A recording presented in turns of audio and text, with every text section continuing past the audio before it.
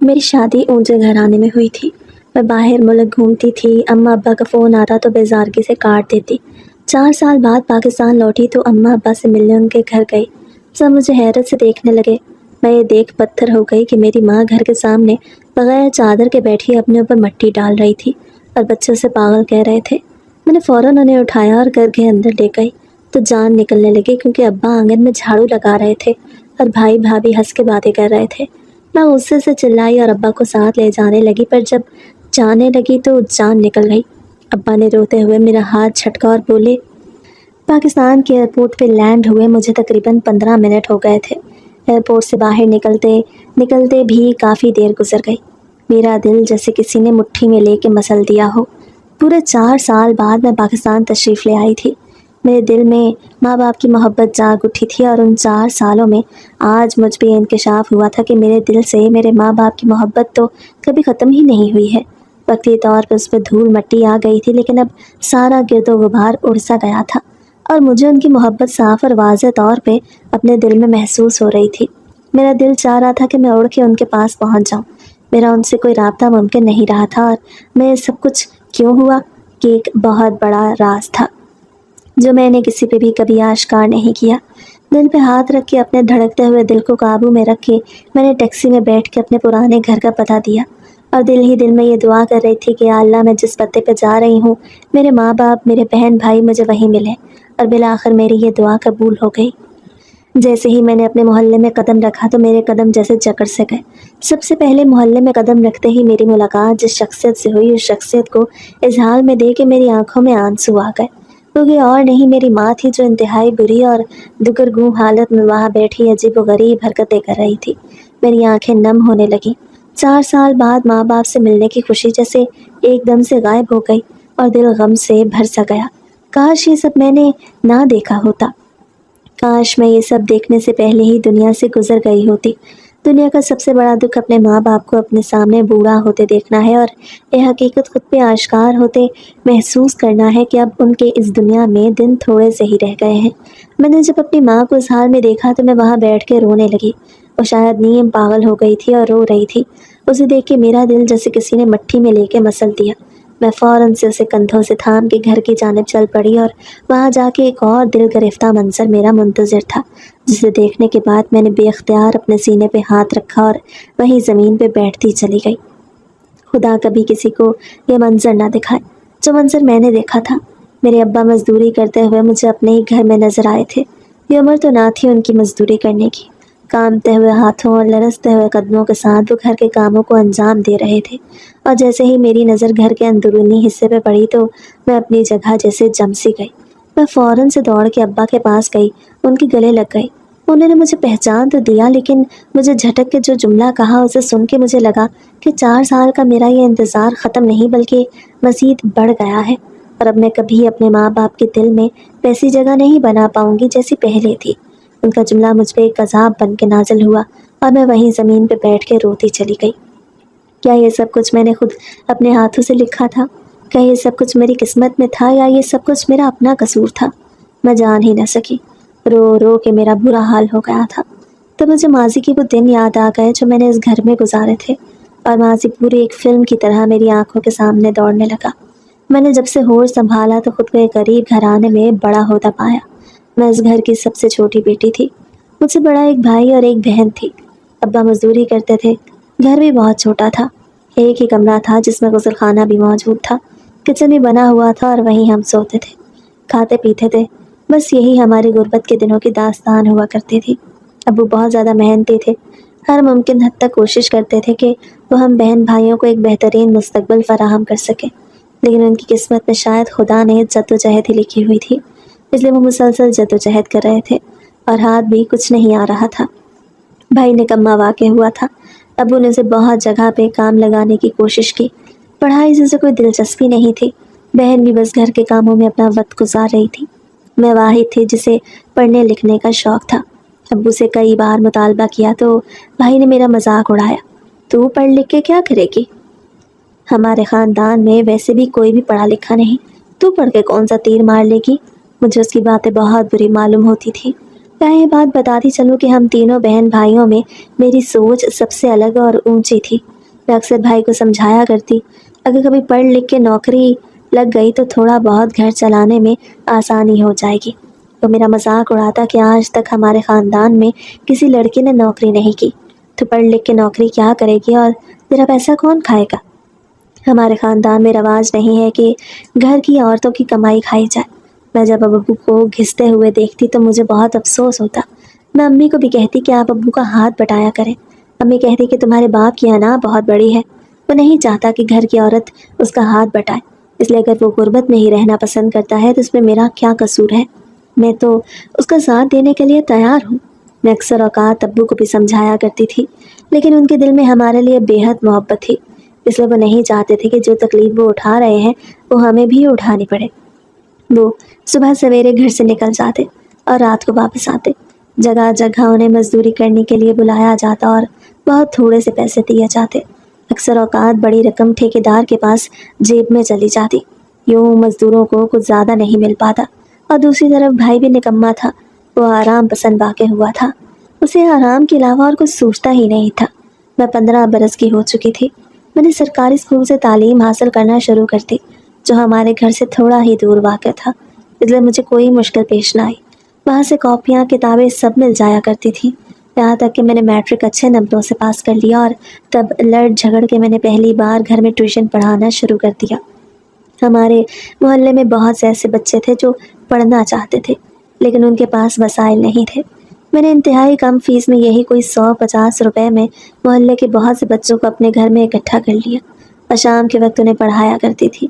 यूँ मेरे पास कोई 1000-2000 रुपए जमा हो जाते और वो पैसे मैं अब्बू के हाथ में रख के उन्हें तसल्ली देती कि आपकी बेटी की तरफ से आपकी इस जद्दोजहद का इनाम है जो आपने हमारी तालीम और तरबियत में खर्च किए।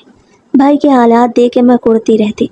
वो अक्सर अब्बू से लड़ाई करता रहता और अपने दोस्तों के पीछे पैसे उड़ाता रहता, जबकि अब्बू के पास इतने पैसे भी न बचते कि वो घर के अखराजात पूरे कर सकें। मैं ये हालात देख देख के कुड़ती रहती, लेकिन कुछ कर नहीं सकती थी। जितना कर सकती थी उतना कर रही थी। इसके अलावा मेरे बस में और कुछ भी नहीं था। मैं अक्सर औकात अल्लाह से ये दुआ मांगती कि वो हमारे हालात बदल दे, और शायद मेरी दुआ कबूल भी हो गई थी। एक दिन अब्बू खुशी खुशी घर दाखिल हुए। उन्होंने हमें खुशखबरी सुनाई कि 2-3 दिनों में हम ये घर छोड़ के एक दूसरे घर में शिफ्ट हो जाएंगे। सबसे ज़्यादा हैरत मुझे हुई। मैंने अब्बू से कहा कि ये भला कैसे हो सकता है, कि क्या आप कोई ख्वाब देख रहे हैं। अब्बू ने मेरे सर पे शफकत से हाथ रखा और कहा, तेरी दुआएं ही रंग ले आई हैं। इस घर में तू ही सबसे ज़्यादा चाहती थी कि हम इस गुर्बत के दिनों से निकल आएं और मेहनत करें। देख, तेरी दुआ रंग ले आई। और मुझे मेरे सेठ ने एक दूसरे बड़े किराए के मकान में शिफ्ट करने का कहा। उसने मुझे काम देने का भी वादा किया। उसे 5-6 इमारतों का काम एक साथ ठेके पे लिया है। समझ, पूरे साल के काम का इंतज़ाम हो गया। और घर चूँकि उन इमारतों से दूर पड़ता है, इसलिए सेठ ने किराए के मकान का भी बंदोबस्त कर दिया। 1 साल तक किराए के मकान का किराया वो खुद अदा करेगा। ये खबर हमारे लिए किसी नेमत से कम नहीं थी, इसलिए मैं खुशी से रो पड़ी और यहाँ हम उस छोटे से मोहल्ले से निकल के एक बेहतरीन मोहल्ले में चले आए, जहाँ हम दिन रात गुजारने वाले थे। हालात काफ़ी बेहतर हो गए थे। उस सेठ ने भाई को भी अब्बू के साथ काम पे रख लिया। यूँ घर में डबल आमदन आने लगी और मैंने भी वहाँ नए मोहल्ले में ट्यूशन की फ़ीस बढ़ा दी। बच्चे भी डबल हो गए। यूँ पहले से ज़्यादा ज़िंदगी आसान हो गई और हमने सुख का सांस लिया। मेरे लिए शायद ये सुख का सांस बहुत मुख्तसर था, क्योंकि अब्बू के सेठ ने अब्बू से एक ऐसी बात कही जिसे सुनने के बाद मुझे ज़ोरों का रोना आया। मैं तो उस घर की तकदीर बदलने पर मुसर थी, लेकिन अब्बू के सेठ की बातों ने मेरी उम्र उस घर में उतनी ही लिख रखी थी, इसलिए कि मैं जल्द ही उस घर से रुखसत होकर जाने वाली थी। बहन मेरी बहुत ज़्यादा खामोश तबीयत की मालिक थी, इसलिए अब्बू ने मेरा नाम लिया। हुआ कुछ यूँ था कि अब्बू के सेठ के जानने वालों ने एक लड़की की ख्वाहिश का इजहार किया और बाकायदा तौर पे कहा कि लड़की भले ही गरीब घर की हो, लेकिन समझदार हो। इसके अलावा उन्होंने कोई जहेज़ की डिमांड न की और ना ही किसी ख्वाहिश का इजहार किया। अब्बू को मेरे लिए ये रिश्ता सबसे ज़्यादा मुनासिब लगा, क्योंकि वो एक अमीर घराने से ताल्लुक़ रखते थे और सबसे बड़ी बात तो ये थी कि वो लोग 1 साल के अंदर अंदर बैरून मुल्क शिफ्ट होने वाले थे। ये खबर मेरे ऊपर तो बिजली बन के गिरी, क्योंकि मैं खुदगर्ज नहीं थी। मैं अपने वालिदैन के साथ ही ज़िंदगी गुजारना चाहती थी। मेरे दिल में बहुत से खदशात पैदा हुए कि ना जाने मेरे मुतवक्किल ससुराल वाले कैसे होंगे, उनकी आदत अतवार क्या होगी। लेकिन अब्बू तो शायद मेरी खुशियों के मुंतज़िर थे। اس لیے انہوں نے زیادہ چھان پھٹک نہیں کروائی اور میری جلد شادی طے ہو گئی۔ میں نے اپنے شوہر کو دیکھا بھی نہیں تھا۔ میں اس وقت صرف 17 برس کی تھی اور زندگی کے اتنے بڑے چیلنج کے لیے تیار نہیں تھی۔ شادی کو میں ایک چیلنج ہی سمجھتی تھی۔ مجھے اپنے والدین سے بہت محبت تھی اور جب میرے نکاح کا وقت آیا تب میں کھل کے رو پڑی۔ میں نے اپنی ماں اور باپ دونوں کو گلے لگا کے محبت کا اظہار کیا اور کہا کہ میں آپ لوگوں سے بے حد محبت کرتی ہوں، آپ لوگ مجھے خود سے دور نہ کریں۔ لیکن اب کچھ نہیں ہو سکتا تھا۔ میری شادی ہو چکی تھی اور میں رخصت ہو کے اپنے بھرے پڑے سسرال آ گئی تھی، جہاں تمام لوگ ایک ساتھ رہتے تھے۔ ان کی عالی شان کوٹھی تھی لیکن مجھے کچھ بھی متاثر نہیں کر سکا تھا۔ میرے لیے تو ہمارے 3 کمرے کا وہ کرائے کا گھر ہی بہت تھا، جہاں ہم سکون سے زندگی گزار رہے تھے اور حالات کچھ بہتر ہو گئے تھے۔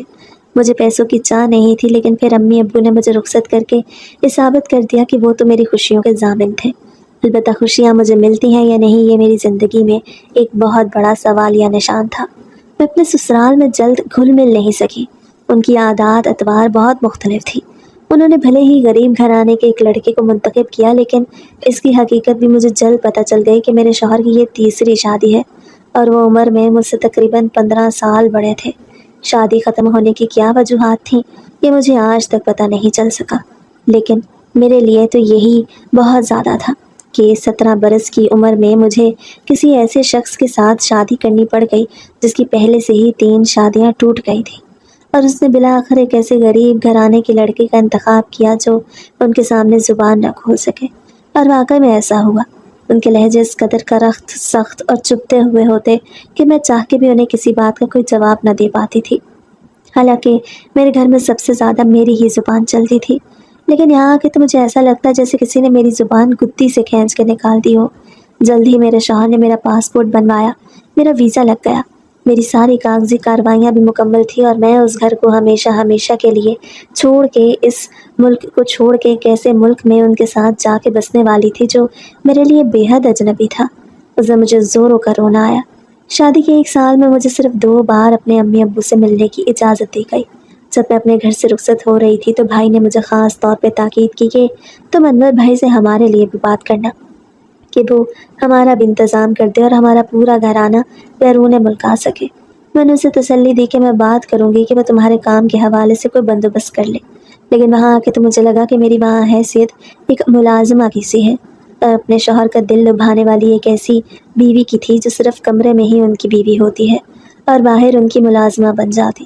میری زندگی مجھے جہنم کی طرح لگی، جہاں میں قید کر دی گئی تھی اور میری کوئی مرضی شامل نہیں تھی۔ لیکن میں نے اپنے یہ تمام درد اپنے گھر والوں سے چھپا لیا اور یہ ثابت کیا کہ میں بہترین زندگی گزار رہی ہوں۔ جیسے ہی میں بیرون ملک کے لیے روانہ ہوئی تو میرے شوہر کا رویہ مجھ سے کئی زیادہ برا ہو گیا۔ ہمارے ساتھ میری ساس اور ایک غیر شادی شدہ نند بھی موجود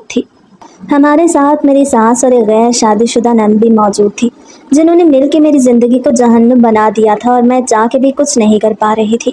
میں غریب گھرانے کی لڑکی تھی جو انہوں نے اسی مقصد کے لیے بیاہی تھی کہ میں ان کے سارے ظلم و ستم کو چپ کر کے برداشت کروں اور ان کے خلاف کوئی بھی آواز نہ اٹھاؤں۔ میرے گھر سے جب کوئی فون آتا تو وہ لوگ طنز سے میری طرف دیکھتے اور مسکرا کے کہتے، واقعی میں تمہارے غریب ماں باپ کے پاس فون بھی ہے، ہمیں تو پتہ نہیں تھا۔ میں جب بھی ان سے بات کرنے کے لیے فون ملاتی تو وہ یہی کہتے کہ اب تمہارے ماں باپ نے کون سی فرمائش کی ہے جو تم میرے بیٹے سے پیسے مانگو گی۔ میرے شوہر بھی انتہائی برے الفاظوں میں میرے ماں باپ کے خلاف بات کرتے تو میں چاہ کے بھی ان کا فون نہ اٹھاتی اور بیزاری ظاہر کر کے ان کا فون رکھ دیتی۔ یہ میرے لیے بہت تکلیف دہ تھا۔ صبح سویرے میں اٹھتی، گھر کے سارے کام کرتی اور پھر وہاں ڈے کیئر سینٹر بھی کھول رکھا تھا۔ یہ مشورہ میرے شوہر نے دیا تھا کیونکہ باہر جا کے اخراجات ہمارے قابو سے باہر ہو چکے تھے اور اس مقصد کے لیے انہوں نے مجھے دوسروں کے بچوں کی آیا بنا کے رکھا ہوا تھا۔ میں سارا دن بچوں کو سنبھالتی رہتی۔ باہر ممالک کے بچے بھی اس قدر ضدی اور چڑچڑے ہوتے کہ مجھ سے سنبھالے نہیں سنبھلتے تھے۔ دن رات کی جدوجہد کے بعد میں رات کو اس قدر تھک جاتی کہ شوہر کی خدمت بھی نہ کر سکتی۔ وہ مجھے زبردستی نیند سے اٹھا کے پاؤں دبانے کا کہتے اور اپنا دل لبھانے کے لیے ہتھیار کے طور پر استعمال کرتے اور میں زندہ لاش بن کے رہ جاتی۔ محض 20 برس کی عمر میں مجھے لگا کہ میں نے اپنی زندگی کے 60 سال جی لیے ہیں اور اب بس موت کی تمنا کر رہی ہوں۔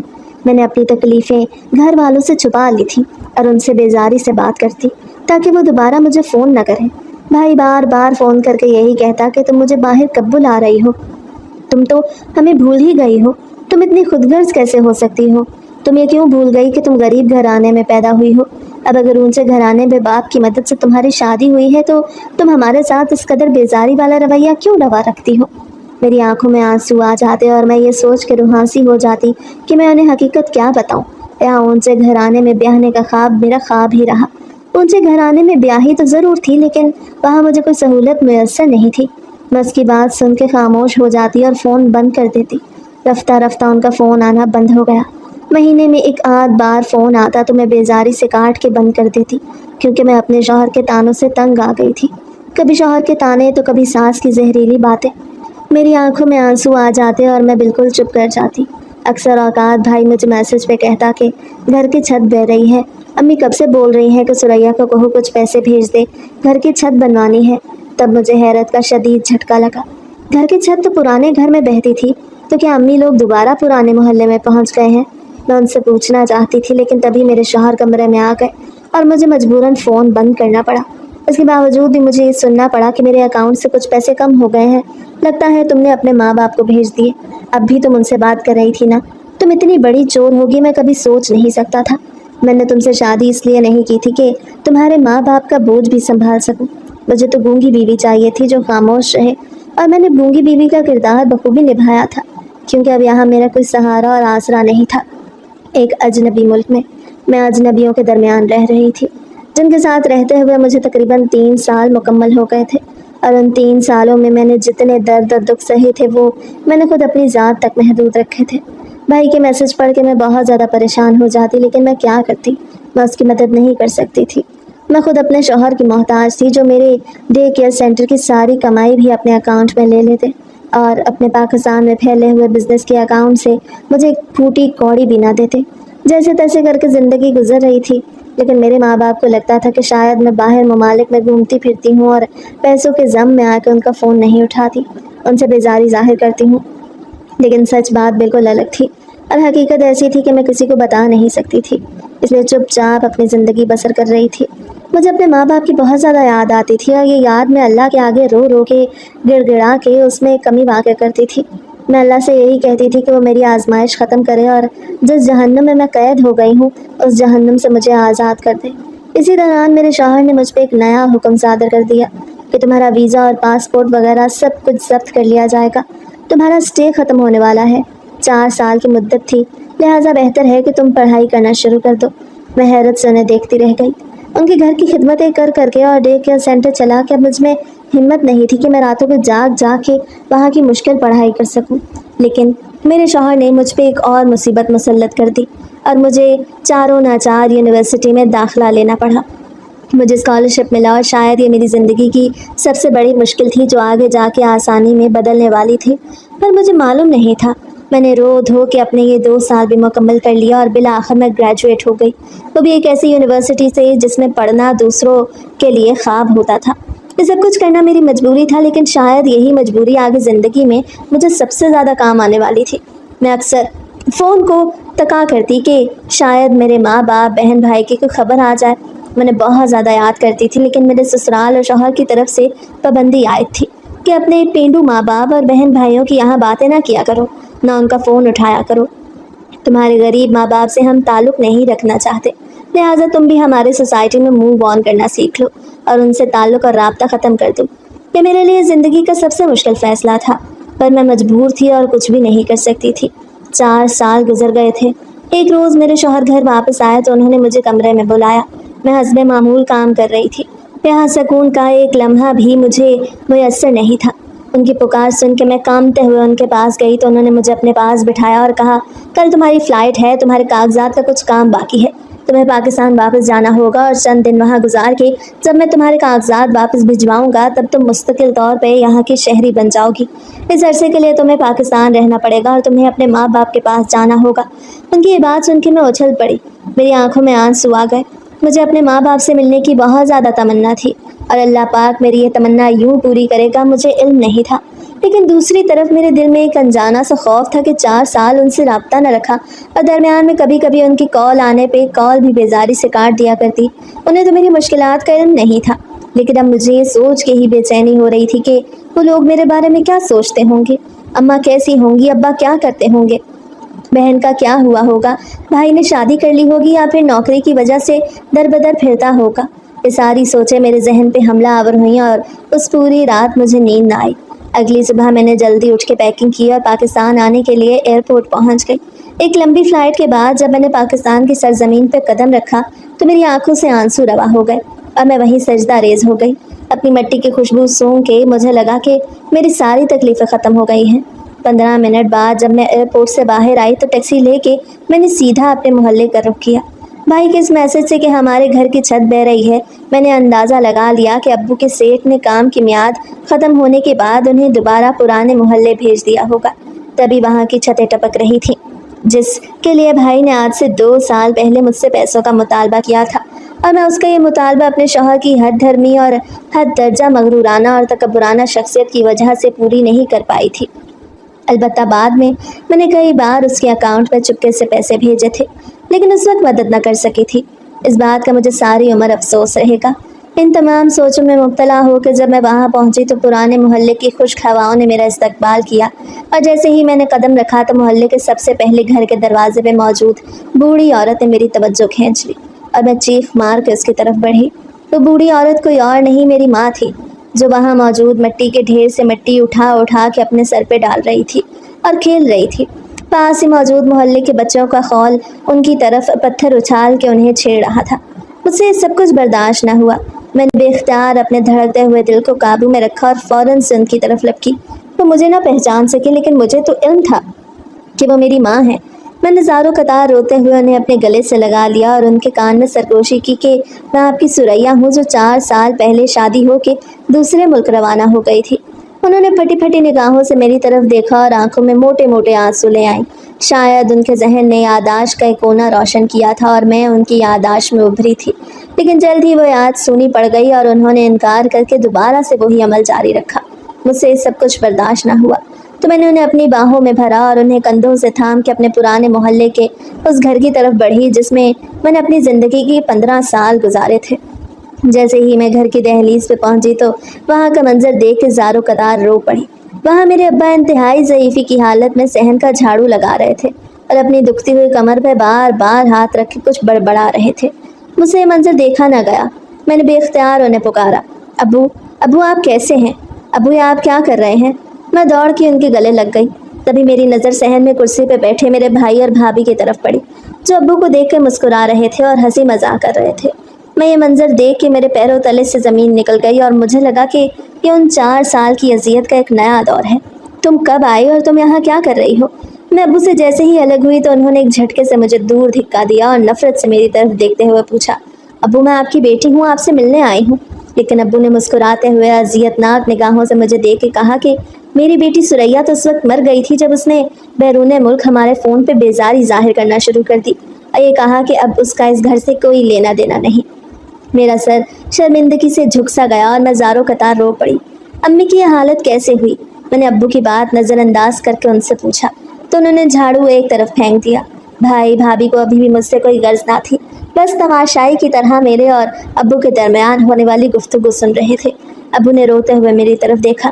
اپنے ماں باپ کی آنکھوں میں آنسو دیکھنا بھی دنیا کا سب سے مشکل کام ہے، لیکن آج میں اس اذیتناک مرحلے سے بھی گزر گئی تھی۔ ابو نے کہا تھا کہ تم ہمارے لیے جب سے اجنبی ہوئی ہو تب سے تمہارے ماں کی یہی حالت ہے۔ تمہاری بہن بیمار ہو کے اس دنیا سے رخصت ہو گئی، تمہیں پتہ تک نہ چلا، تم نے افسوس کا اظہار تک نہ کیا۔ تمہارا بھائی تو ہمیں اس حالت میں لا کے بہت خوش ہے، اپنی بیوی کے اشاروں پہ ناچتا ہے، اور ہم دونوں میاں بیوی کو جب اپنی ہی اولاد کے ہاتھوں اپنے رزق کا لالا پڑ گیا تو ہم نے اس کی غلامی شروع کر دی۔ یہاں میں ان کے گھر کے کام کرتا ہوں، سودا سلف لا کے انہیں دیتا ہوں، صفائی تک کر دیتا ہوں۔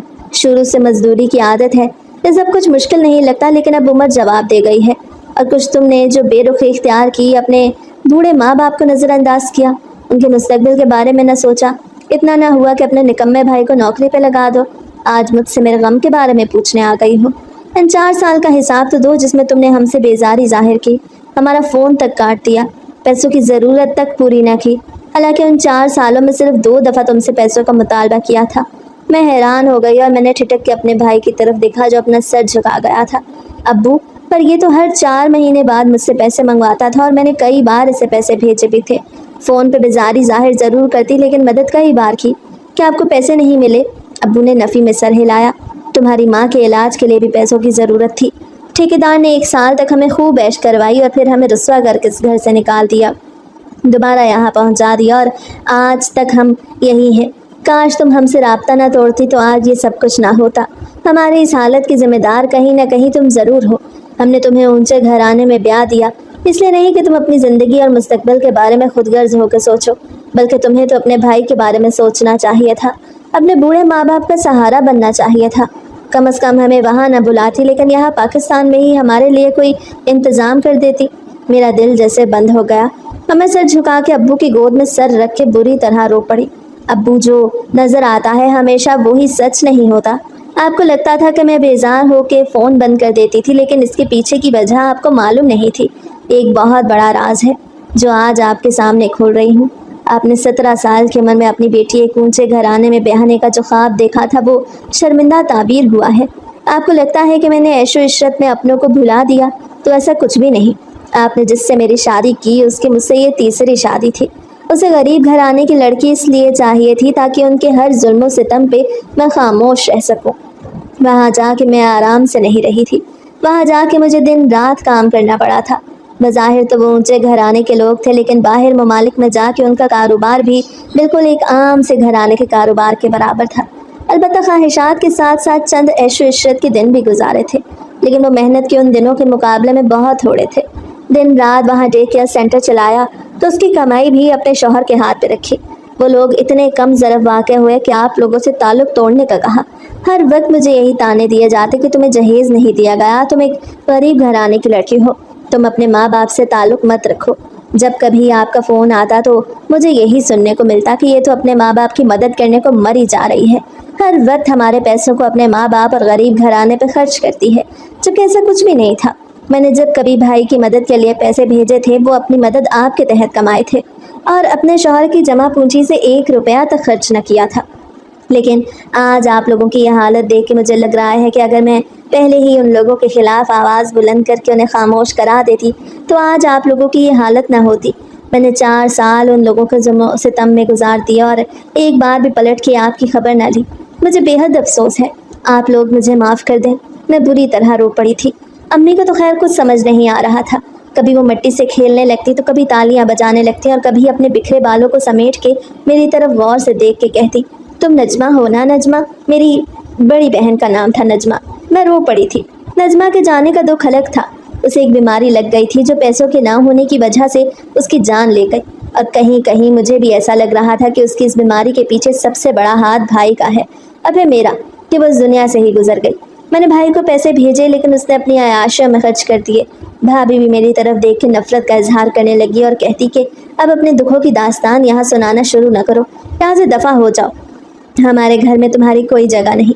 पहले ही देख नहीं रही कि तुम्हारे बूढ़े माँ बाप को पाल रही हूँ, तब पहली बार मैंने आगे बढ़ के उंगली उठा के उन्हें चुप होने का कहा।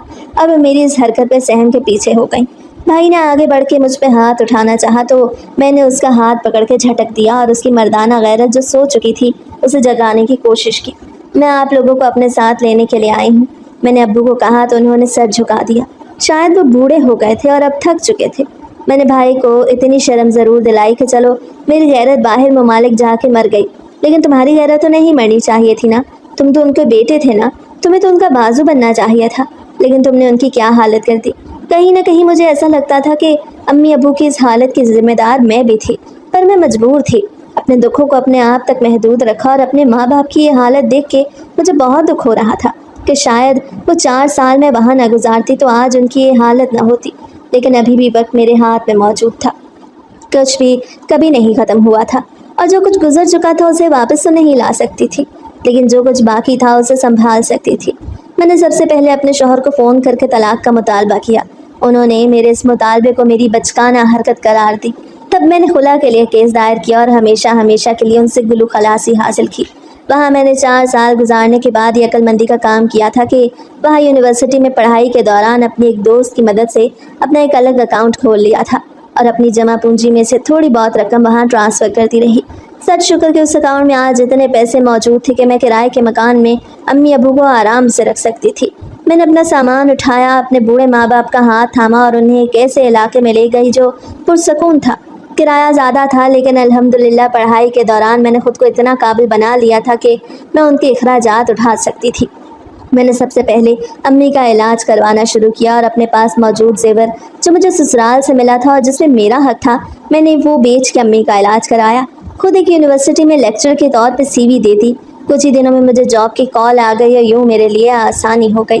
امی ابو اب گھر پہ آرام کرتے ہیں اور میں ان کی خدمت کے لیے روز یونیورسٹی جا کے صبح سویرے لیکچر دے کے دوپہر تک واپس آ جاتی ہوں۔ واپس آنے کے بعد میں گھر کے دیگر کام سنبھالتی ہوں اور یقین مانیے جو سکون امی ابو کی خدمت کر کے پیسے کما کے ان پہ خرچ کرنے میں مجھے مل رہا ہے، ویسا سکون تو میں نے زندگی میں کبھی محسوس نہیں کیا۔ ویسا سکون تو مجھے اپنے شوہر کے ساتھ باہر گھومنے پھرنے میں بھی محسوس نہیں ہوا جتنا آج ہو رہا تھا۔ مجھ سے بہت بڑی غلطی ہوئی۔ میں نے اپنے دکھ کو اپنے تک محدود رکھ کے اپنے ماں باپ سے لا تعلقی ظاہر کی، انہیں اپنے دکھ نہ بتائے، لیکن ان کی یہ حالت دیکھ کے میں نے سب کو چھوڑنے کا فیصلہ کر لیا اور آج مجھے اپنی جنت اپنے ہاتھوں میں محسوس ہو رہی تھی۔